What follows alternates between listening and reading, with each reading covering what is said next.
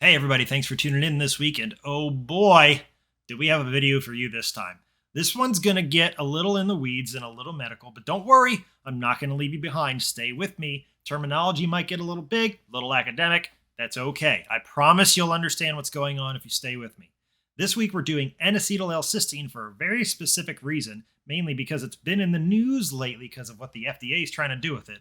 So I want to bring you some information so you can make an educated decision on whether or not you want to buy it before you can't anymore. This week we're doing N-acetyl-L-cysteine. Let's dive in.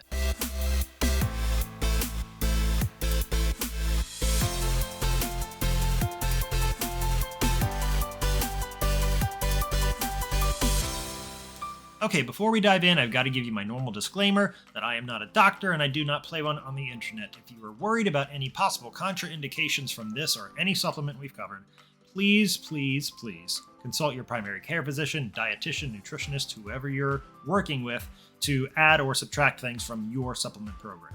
Now, on the Supplement Institute, as you know, we cover 4 things for every single supplement. Number 1, what is it? Number 2, what does it do? Number 3, do I need it? Number 4, how much should I take? Let's dive in. First topic, what is it?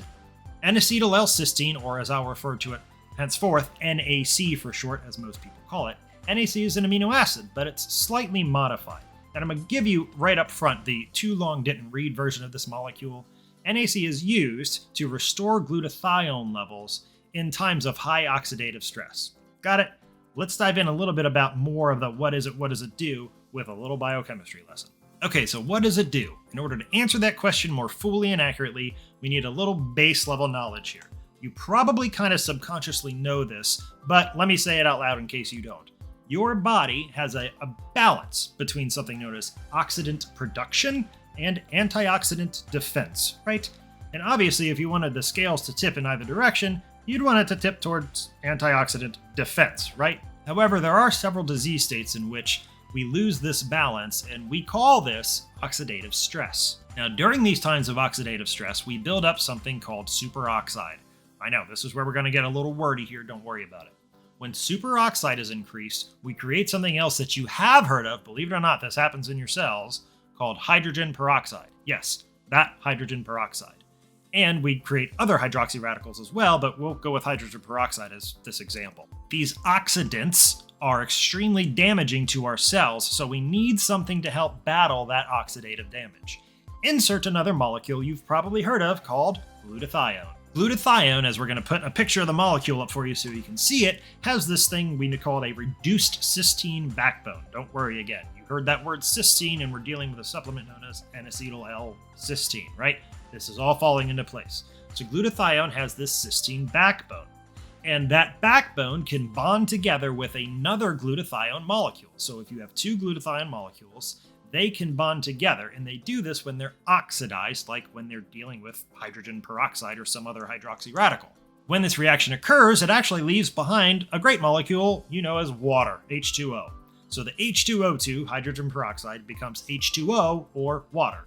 The oxidant has been dealt with, and now 2 molecules of glutathione are used up, which helped us deal with this oxidative stress.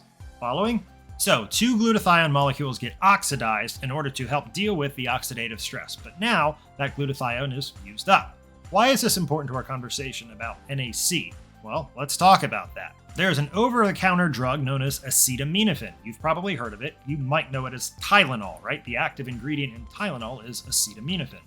If one were to take too much acetaminophen, we call that acetaminophen toxicity. When that happens, all of your glutathione ends up getting used up, dealing with the toxic levels of the metabolite that occurs when we break down acetaminophen in our liver. So this is where NAC, the topic at hand, actually comes in handy. We've been talking about glutathione, now let's talk about NAC. What is the NAC actually doing? NAC is helping our bodies to restore our glutathione levels because, as we mentioned, your glutathione got all used up dealing with whatever toxin you had in your body, in our example, the acetaminophen. When we take NAC, it turns out that the cysteine group gets donated. NAC, N-acetyl-L-cysteine. That cysteine amino acid is actually our rate-limiting step in the creation of more glutathione.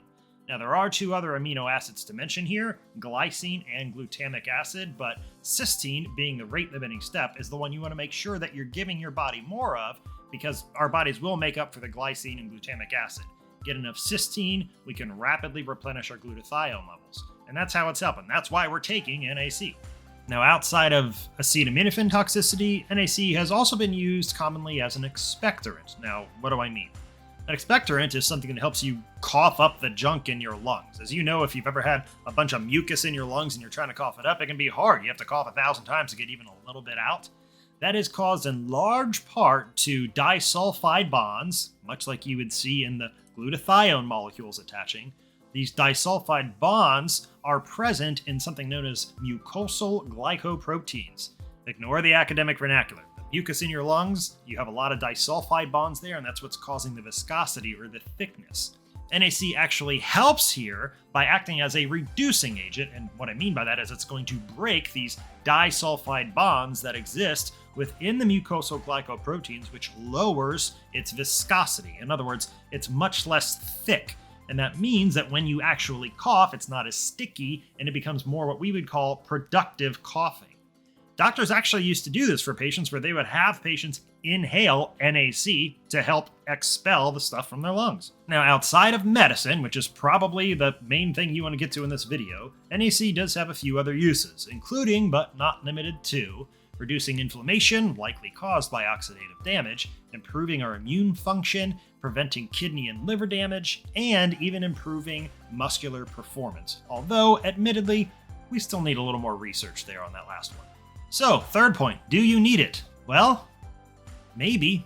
If you personally feel like you could use a little extra help with battling oxidative damage or the potential for oxidative damage, sure. If you're currently taking glutathione, you could potentially add this to it to further improve the benefits of getting more glutathione, or potentially even completely replace the glutathione if it's too expensive.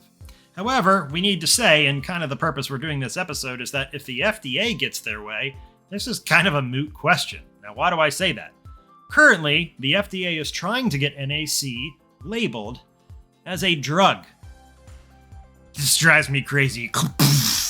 So if the FDA gets their way, you would no longer be able to buy this product over the counter. I think currently you can just go to any supplement store and most websites online, and you'd be able to buy it right now, except for Amazon, who has already pulled it. But this is the thing that boggles my mind and many others I've talked to. The FDA is being completely weird here.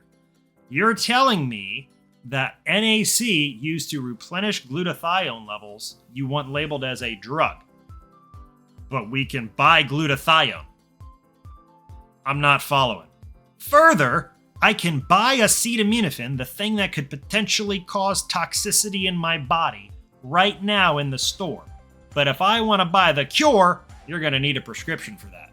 Aside from all the FDA stuff, fourth point, how much should you take if you decide to take it? Typical dose on something like NAC is about 600 milligrams, dosed up between 1 to 3 times a day as needed, as you see fit. And last but not least, this is important. Ready? If you buy this stuff in the crystallized or the powder form and not in a capsule, buy some empty capsules. This stuff stinks. It does not taste good. You are not going to throw it in your coffee or add it to a protein shake or something. Get some empty capsules. You can get like 1,000 for $8. Fill the capsules yourself. If you have a micro scale, you can grab 600, put it in a capsule, depending on the size of the capsule, and take it that way. Or, smarter, just buy it in encapsulated form. Alright guys, that's it this week on the Supplement Institute. I am Kyle Johnson, your friendly neighborhood biochemist. Hope you appreciated this video. Again, if you liked it, if it's helpful, if you're liking what we're doing with these videos, please consider liking, subscribing, and hitting that bell notification so that you never miss any of our videos. It really helps you. It really helps us, I should say, bring you more videos, and we really love doing it. So please consider it. Thanks. We'll see you next time.